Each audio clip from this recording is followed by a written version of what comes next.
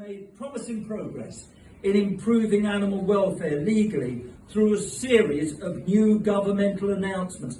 Do keep those postcards and emails going. It encourages members of parliament and it makes a big difference.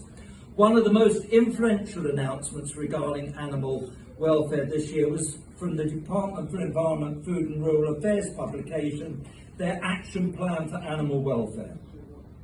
This is a big step forward from the government, detailing how they will improve animal welfare domestically and internationally. We should celebrate that. And I truly hope that it is done with a sense of urgency and that bills and legislation are introduced to legally bind these improvements into law, as well as supporting the Conservative Animal Welfare Foundation, animal welfare charities and my like-minded colleagues. I've also campaigned for the fair treatment of sows in the 10-minute rule bill, which Andrea kindly mentioned earlier. The pig husbandry farrowing bill I introduced earlier this year aimed to prohibit the cruel and unnatural use of farrowing crates. It's just outrageous the way they're treated, terrible.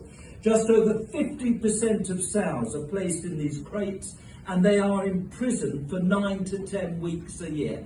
Absolutely unacceptable.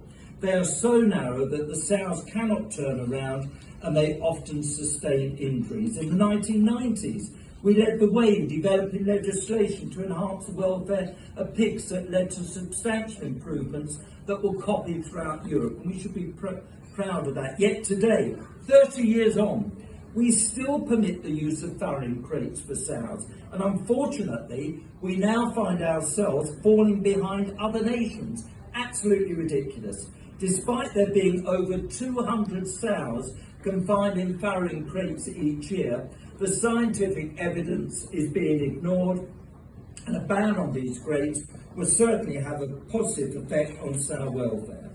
We must not waste the monumental opportunity provided by Brexit to position Britain as a global leader on animal welfare. And this bill that I've mentioned is a significant step in delivering on that commitment. And I was pleased that the government's action plan for animal welfare specifically referenced farrowing crates. So there you are, ladies and gentlemen, it really did make a difference. I do hope that further reforms are actually introduced with a specific time frame and farrowing crates are banned. There are more suitable alternatives which don't cause unnecessary pain, such as a range of free farrowing pens developed by British engineers and farmers. I work closely with Compassion for World Farming. Is there anyone here from Compassion? Excellent. On my bill, and it was supported by many of my colleagues, the general public and organisations like the Conservative Animal Welfare Foundation, and I do thank everyone for the support which they gave. I'm nearly finished, folks. I was also delighted to support my parliamentary colleague Henry Smith's 10-minute rule bill to ban cages for laying hens, known as Beatrice's bill, after a chicken rescue after 18 months in a cage. Beatrice suffered as many hens do in cages from plumage loss and weakness due to cramped and unhealthy conditions. Science shows that caging hens is detrimental to their health and welfare.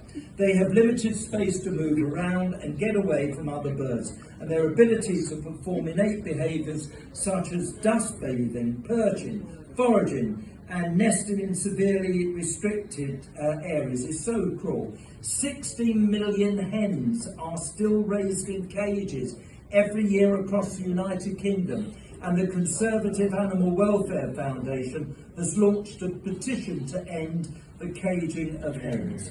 So in conclusion, ladies and gentlemen, I think the coronavirus pandemic has demonstrated more than ever just how important animals are to each and every one of us, whether it's having a cat on your lap, a dog on your lap, or a reptile on your lap.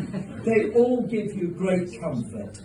And the British people are keen to see practices such as the caging of hens and sow stalls banned. We are certainly moving in the right direction on improving animal welfare and have recently made progressive changes and announcements, but still more needs to be done. I bet you've heard that a few times before.